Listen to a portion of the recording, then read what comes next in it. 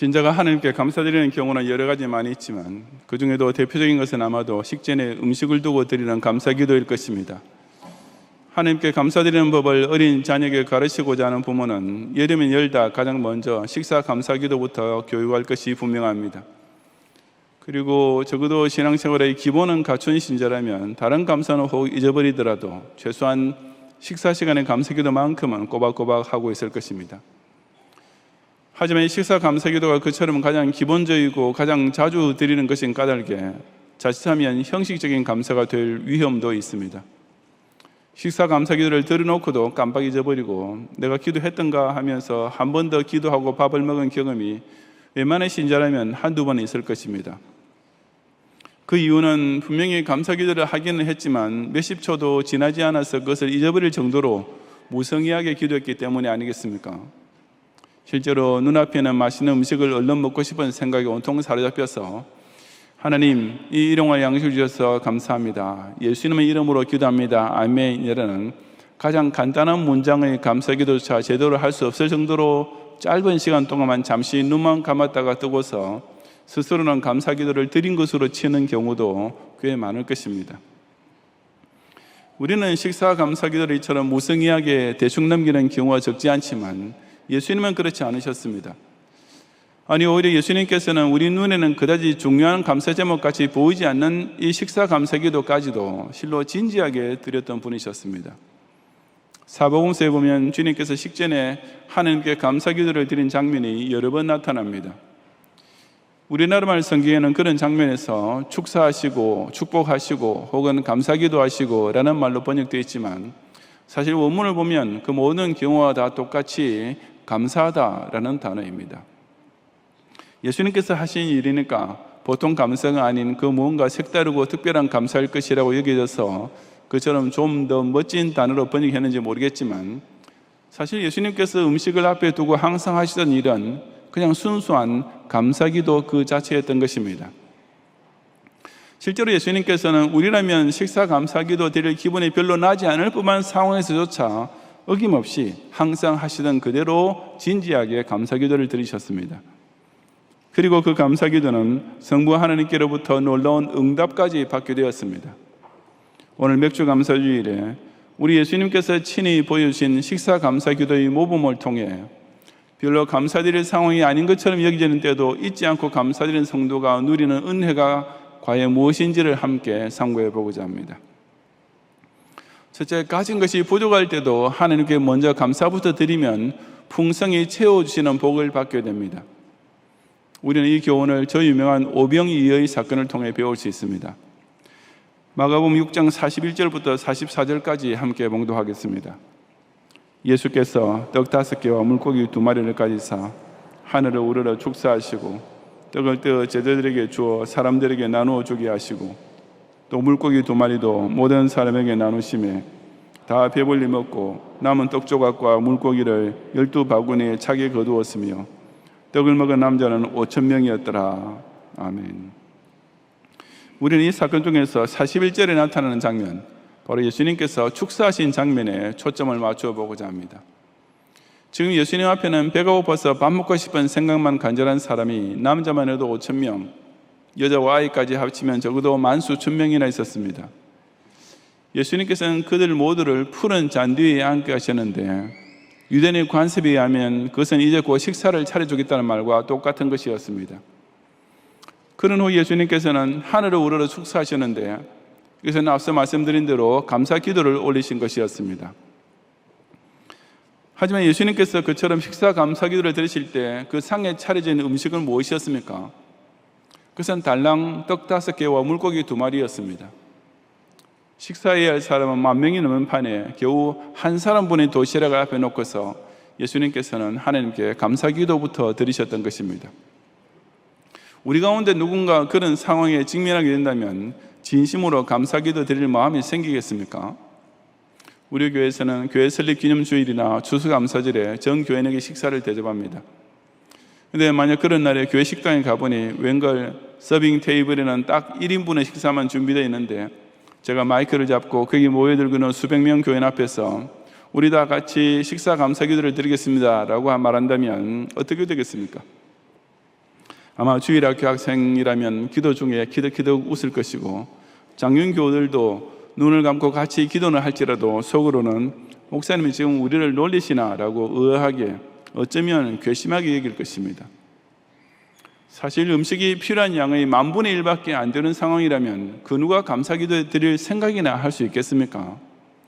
모자라는 것을 채워달라고 간구의 기도를 드려야 하겠다는 생각이 들었으면 들었지, 그런 상황에서 감사기도란 정말 당치도 않게 여겨질 것이 틀림없습니다. 어쩌면 그 디베레 언덕의 푸른 잔디 위에 앉아서 식사를 기다리던 무리 중에도 예수님께서 겨우 보리떡 5개와 물고기 2마리를 앞에 두고 감사기도 드리는 것을 보고 그처럼 어처구니 없게 여긴 사람이 적지 않았을 것입니다. 그런데도 예수님께서는 그런 사람들이 보기에는 아주 천연스럽게, 하지만 실상은 아주 진지하게 하늘을 우러러 하나님께 먼저 감사기도부터 드리셨습니다. 우리 생각에는 기왕에 하실 일이라면 일단 오병이어를 당신의 전능하신 능력으로서 만배로 부풀려서 먼저 각 사람 앞에 한 상씩 가득 차려주는 기적을 일으키신 후에 감사기도를 드렸더라면 거기 있던 군중 역시 깜짝 놀라면서 그 감사기도에 뜨겁게 동참할 수 있을 것 같지 않습니까? 그러나 예수님께서는 그렇게 하지 않으셨습니다. 그저 있는 것 그대로를 두고, 아니 턱도 없이 모자라는 것을 가지고도 평소에 늘 하시던 그대로 위에 계신 아버지 하나님께 감사기도부터 먼저 올렸던 것입니다. 그런 감사기도의 결과가 무엇이었습니까? 바로 다 배불리 먹고도 남을 정도로 풍성한 잔치가 되었습니다. 부족하다고 불평하지 않고, 그렇다고 더 주십사고 졸라대지도 않고, 일단 무조건 감사부터 드린 결과 성부와 하나님께서는 문자 그대로 10,000배나 더해 주셨던 것입니다. 예수님의 이런 모습을 우리의 감사 생활과 비교해 보면 과연 어떻습니까? 솔직히 말해서 우리는 무엇이 꼭 많아야만 감사드릴 수 있다고 생각합니다. 저는 여러분이나 다 자신에게 필요한 것이 만족스럽게 채워질 때만 감사드릴 마음이 생깁니다. 아니, 우리는 그런 감사의 습관을 지극히 당연한 것으로 여기고 있습니다. 필요한 것이나 원하는 것이 완전히 충족되지 못한 상태란 신앙 약한 교인에게는 그저 불평 원망이 나오는 것이 당연하고, 좀 신앙 깊은 교인이라 해도 그 부족한 것을 채워달라고 간절히 기도해야 할 상황이지, 일단 감사부터 먼저 드려야 한다고는 꿈에도 생각하지 못하는 것입니다. 하지만 그것은 결코 범사에 감사하는 자세가 아닙니다. 우리는 적게 받았을 때도, 턱없이 부족할 때도 지금 내 손에 쥐어진 그 적은 것을 두고 먼저 하늘을 우러러 감사부터 할 줄 알아야만 합니다.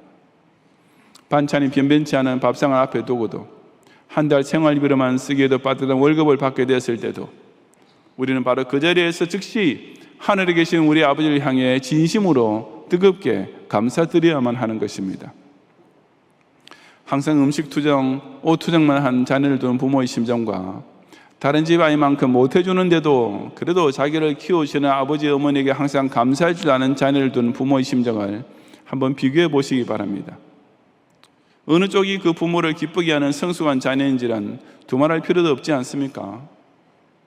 없다고 항상 투정만 부리는 것은 그야말로 가장 유치한 단계의 교인입니다. 하나님께서 무엇을 주실 때 감사할 줄 아는 것은 그보다는 좀 성장한 신자이긴 하지만, 그것도 사실 따지고 보면 마치 자기한테 밥 차려주고 옷 사입혀 줄 때만 부모님께 감사할 줄 아는 어린이의 수준에 지나지 않습니다. 정말 성숙한 하나님의 자녀란 부잣집 친구보다는 좀 못 먹고 못 입는다 해도 자기를 낳아주시고 길러주시는 부모님께 감사하는 자녀처럼 하늘에 계신 아버지 앞에서 늘 진심으로 감사할 줄 아는 자세를 그대로 지킬 줄 아는 성도입니다. 그처럼 무엇이 부족할 때도 늘 당신께 진심으로 감사드리는 자녀를 성부 하나님께서 그냥 그대로 부족하게 내버려 두시겠습니까? 절대 그렇지 않습니다. 조금밖에 없는 것을 두고도 하늘을 우러러 진정 뜨거운 감사를 드릴 줄 아는 성도에게는 그야말로 배불리 먹고도 남는 풍성한 것으로 반드시 채워주시는 것입니다. 가진 것이 많을 때뿐 아니라 적을 때도 먼저 감사부터 드림으로써 하나님께서 기뻐하시는 자녀가 되고, 그 결과 우리에게 무엇이 있어야 하는 것을 잘 아시는 하늘에 계신 아버지께서 그 모든 것을 넉넉히 채워주시는 복을 꼭 누리는 성도가 되시기를 바랍니다. 둘째로 어려운 일이 닥칠 때도 하나님께 잊지 않고 감사를 드리면 능히 감당할 수 있는 힘을 얻게 됩니다. 이것이 예수님께서 최후의 만찬 석상에서 보여주신 감사의 모범이었습니다. 마가복음 14장 22절부터 26절까지 함께 봉독하겠습니다. 그들이 먹을 때 예수께서 떡을 가지사 축복하시고 떼어 제자들에게 주시며 이르시되 받으라 이것은 내 몸이니라 하시고 또 잔을 가지사 감사 기도하시고 그들에게 주시니 다 이를 마시며 이르시되 이것은 많은 사람을 위하여 흘리는 나의 피 곧 언약의 피니라. 진실로 너희에게 이르노니 내가 포도나무에서 난 것을 하느님 나라에서 새 것으로 마시는 날까지 다시 마시지 아니하리라 하시니라. 이에 그들이 찬미하고 감람산으로 가니라. 아멘. 이 본문에 나오는 축복하시고와 감사기도하시고라는 번역 역시 원래는 같은 단어로서 감사하시고라는 뜻입니다. 예수님께서는 이 최후의 만찬 석상에서도 평소와 조금도 다름없이 떡을 가지사 감사기도를 드리셨고 또 잔을 가지사 감사기도를 드리셨던 것입니다. 하지만 우리가 잘 알다시피 이 떡과 포도주는 여느 식사 때와는 다른 특별한 의미가 있는 음식이었습니다. 이것은 바로 주님께서 당신의 살과 피를 제자들에게 기념하게 하려고 나누시는 음식이었습니다. 즉 예수님에게 있어서 그 떡과 포도주란 곧 십자가에서 찢기시게 될 당신의 살과 흘리시게 될 당신의 피를 의미하는 것이었습니다. 그렇다면 주님께서는 이제 곧 당하시게 될 그 엄청난 고난의 사역을 두고 하나님께 감사기도를 드린 것이 아니겠습니까? 이 사실은 26절에서 그들이 찬미하고 감람산으로 가니라 라는 구절에서도 확인할 수 있습니다. 이 말씀은 그들이 찬미하면서 감람산으로 나갔다라는 뜻이 아니라 그들이 찬송을 부름으로써 유월절 잔치를 마친 후 감람산으로 떠났다라는 의미입니다. 왜냐하면 여기서 말하는 찬미란 바로 유대인이 유월절 만찬 도중에 부르는 할렐이라는 1년의 찬송을 가리키는 것이기 때문입니다. 이 할렐 찬미는 시편 113편부터 118편까지로 구성되는데 유월절 만찬 도중에 113편과 114편을 부르고 만찬이 끝날 때 115편부터 118편까지를 불렀습니다. 그 중에서도 제일 마지막 찬미인 시편 118편은 여호와께 감사하라 그는 선하시며 그 인자심이 영원하미로다 라는 감사 찬양으로 시작됩니다. 그뿐 아니라 제일 마지막 두 절도 주는 나의 하나님이시라 내가 주께 감사하리이다. 주는 나의 하나님이시라 내가 주를 높이리이다. 여호와께 감사하라 그는 선하시며 그 인자하심이 영원하미로다 라는 감사 연속으로 끝을 맺고 있습니다. 이처럼 예수님께서는 십자가에 달려 죽으실 그 엄청난 고난을 앞에 두고도 기도와 찬송으로서 하나님께 감사를 드렸던 것입니다. 이것 역시 저나 여러분이라면 결코 감사드릴 수 없는 상황이 아니겠습니까? 이 떡과 잔을 나누기 직전에 가룟 유다의 배신이 있었으며 베드로를 위시한 나머지 제자들도 다 당신을 부인하거나 버리고 도망칠 것을 예수님께서는 이미 잘 알고 계셨습니다. 십자가의 죽음이라는 실로 표현할 게 없을 정도로 극심한 육체적 고통을 곧 마주하게 될 상황에서 당신이 가장 사랑하시는 제자들로부터 배반을 당하는 정신적 고통까지 겪어야 하는 실로 엎친 데 덮친 격이었습니다. 그처럼 우리 예수님께서는 당신의 공생의 사역 중 가장 어렵고 괴로운 순간을 맞이하시면서도 성부 하나님께서 그 선하시고 인자하신 구속사를 당신의 살과 피를 통해 성취하시려는 것을 두고 실로 뜨거운 감사를 드렸던 것입니다. 그 결과가 어떻게 되는지는 우리가 잘 아는 사실입니다. 예수님께서는 만일 할만하시거든 이 잔을 내게서 지나가게 하옵소서라고 감람산에서 밤새 간구하실 정도로 고통스러운 시간을 보내셨지만 결국은 아버지의 뜻대로 순종하셨습니다. 그 십자가 아무리 괴롭고 고통스러운 것이라 해도 그것을 통해 모든 것을 합력하여 선을 이루시는 성부 하나님께 감사 기도와 감사 찬미를 올렸을 때 주님께서는 스스로 다 이루었다라고 하실 때까지 그 십자가를 감당하실 힘을 얻으셨던 것입니다. 우리가 만약 예수님이었다면 그 경우만큼은 감사를 드리기보다는 위로를 받아야 마땅한 입장이라고 생각하지 않았겠습니까? 온갖 환난과 핍박을 받으면서도 교회를 위해 충성을 다해 섬기겠다고 단단히 각오하고 있는 상황이라면 이런 때는 정말이지 하나님 편에서 내게 무슨 격려나 칭찬을 먼저 해 주셔야 할 때지 내 쪽에서 하나님께 먼저 감사드려야 할 때라고는 꿈에도 생각하지 못할 것입니다. 하지만 예수님께서는 그렇지 않다고, 그 지극히 당연해 보이는 우리의 판단에 결코 맞지 않다고 일깨워 주십니다. 우리 주님께서는 비단 순경뿐 아니라 역경 중에도 역시 우리는 성부 하나님께 오로지 감사만 드려야 하며 감사를 잊어서는 절대 안 된다고 당신의 떡과 잔을 가지사 감사 기도하시는 모습을 통해 우리에게 너무나도 감동적인 본을 보여주시는 것입니다. 사실 만사 형통할 때 감사드릴 줄 모르는 사람이 어디 있겠습니까? 그런 감사는 그야말로 이방인도 할 줄 아는 감사일 것입니다. 하지만 진정한 하나님의 자녀는 무엇이 잘못되는 것처럼 보일 때도, 현재의 상황이 어렵게만 돌아가고 있을 때도, 눈앞에 태산 같은 난관이 닥쳐왔을 때도 똑같이 감사드릴 줄 알아야 합니다. 왜냐하면 그런 상황 중에도 하나님의 선하심과 인자하심은 조금도 변할 수 없기 때문입니다. 그런 역경의 현실이 당신의 자녀를 향한 하나님 아버지의 사랑이 변하거나 끊겼다는 의미는 결코 아니기 때문입니다. 그러므로 나는 지금 안 그래도 사업이 잘 안 풀려서 마음이 심란한데 어떻게 교회 충성하라고 합니까? 라고 말해서는 안 됩니다. 예수님의 모범을 따른다면 여러분의 집안에 아무리 어려운 일이 일어난다 해도 주님께서 교회를 통해 맡긴 직분은 끝까지 감사함으로 섬겨야 할 뿐입니다. 난 지금 내 인생부터가 꼬일대로 꼬여서 골치 아파 죽을 지경인데 도대체 어떻게 신앙생활 열심히 하라는 말입니까? 라는 말을 교역자에게 아주 당연하던 듯이 내뱉는 교인도 있습니다. 그러나 그 고통의 십자가에서 지키실 당신의 살과 흘리실 피를 두고도 하나님께 감사를 드렸던 예수님 앞에서도 감히 그런 무리한 항의를 할 수 있겠습니까? 10여 년 전에 별들의 여름학교를 진행하면서 뮤지컬 손양문을 이 강서성전 본당에서 우리 교회 별님들과 교우들이 함께 관람한 적이 있었습니다. 정말 여러 가지 은혜로운 장면이 많았지만 그 중에서도 손양원 목사님께서 당신의 두 아들을 한꺼번에 잃게 되었을 때 그 장례식장에서 하나님께 감사드리는 장면이 있었습니다.